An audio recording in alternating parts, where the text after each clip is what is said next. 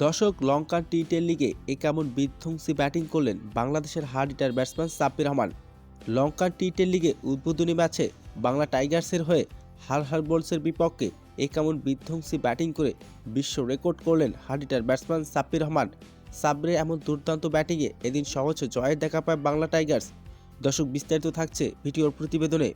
Short ফরম্যাটের Lankan টি-10 league শুরু হয়েছে আজ থেকে। তবে আজ বাংলা টাইগার্স এবং হারাহারি বোলসের ম্যাচ দিয়ে পদ্মা উঠল। আর প্রথম ম্যাচে আজ শুরুতে টস জিতে ব্যাটিং করার সিদ্ধান্ত নেন হারাহারি বোলস। শুরুতে ব্যাট করতে নেমে নির্ধারিত 10 ওভারে 5 উইকেট হারিয়ে 120 রান তুলেন তারা।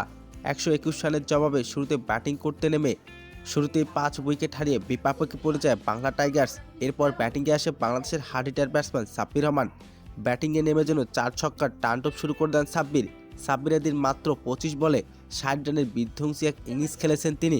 এদিন বাংলা টাইগার্সকে সহজে জয়ের দেখা দেয়।